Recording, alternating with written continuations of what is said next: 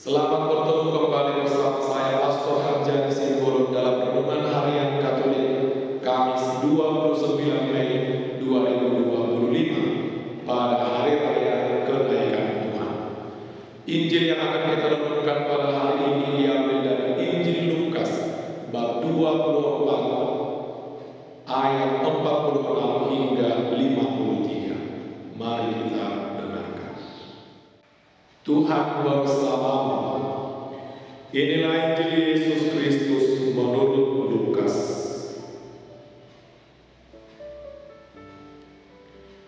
Katanya kepada mereka, ada tertulis demikian, Mesias harus menderita dan bangkit dari antara orang mati pada hari yang ketiga.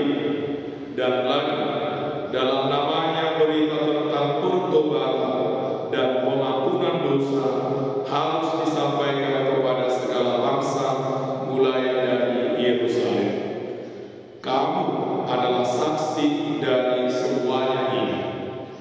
Dan aku akan mengirim kepadamu apa yang dijanjikan Bapa-Ku. Tetapi kamu harus tinggal di dalam kota ini sampai kamu diperlengkapi dengan kekuasaan dari tempat tinggi. Lalu Yesus membawa mereka keluar kota sampai dekat Betania. Di situ ia mengangkat tangannya dan memberkati mereka. Dan ketika ia sedang memberkati mereka, ia berpisah dari mereka dan terangkat ke surga. Mereka sujud menyembah kepadanya. Lalu mereka pulang ke Yerusalem dengan sangat bersukacita. Mereka senantiasa berada di dalam bait Allah dan memuliakan Allah. Demikianlah sabda Tuhan. Terpujilah Kristus.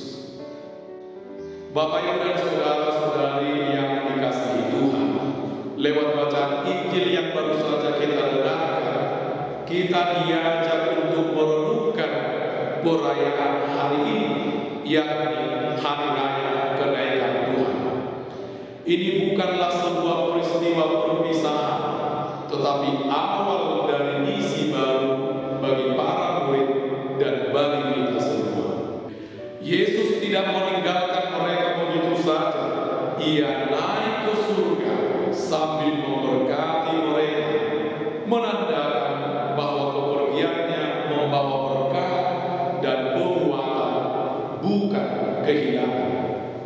Yesus menegaskan bahwa segala sesuatu telah digenapi sesuai dengan kitab suci, bahwa Mesias harus menderita, wafat dan bangkit, lalu diwartakan kepada segala bangsa. Kenaikannya menjadi tanda bahwa karya keselamatan telah selesai di dunia dan kini diteruskan melalui gerejanya yang kudus. Para murid tidak bersedih, melainkan pulang dengan sukacita yang besar dan terus berada di bait Allah sambil memuliakan Allah.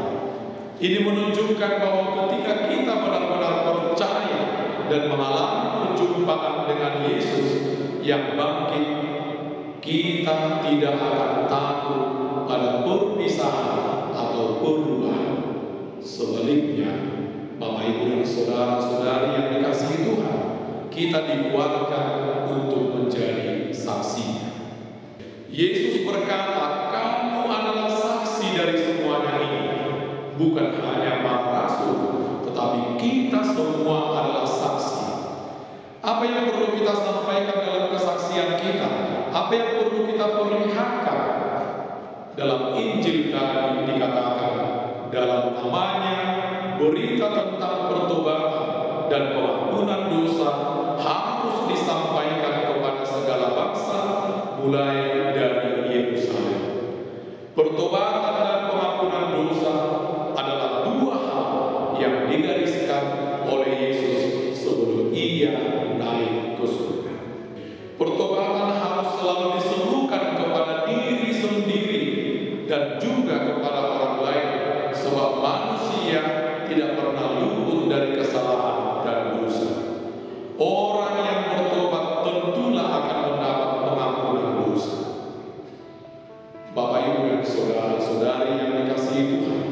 tentu tidaklah gampang untuk menyerukan pertobatan. Biasanya orang malah menyerang kita, memarahi kita, dan bahkan menghakimi kita. Jika demikian yang terjadi, kita biasanya terdiam dan mundur pelan-pelan. Kita akhirnya bersikap tidak mau tahu akan apapun yang diperbuat oleh orang lain.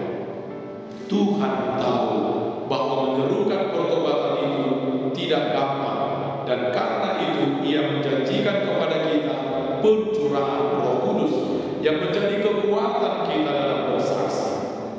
Dalam penantian itu, Bapak Ibu Saudara-saudari yang dikasihi Tuhan, Roh Kudus akan dicurahkan kepada kita, dan Tuhan meminta kita untuk senantiasa berdoa dan memuliakan Allah. Untuk lebih konkret dalam penantian itu, saya mengajak kita semua, Bapak Ibu dan saudara-saudari yang dikasihi Tuhan, untuk mendoakan novena Roh Kudus mulai hari ini hingga hari Pentakosta selama 9 hari berturut-turut. Semoga Tuhan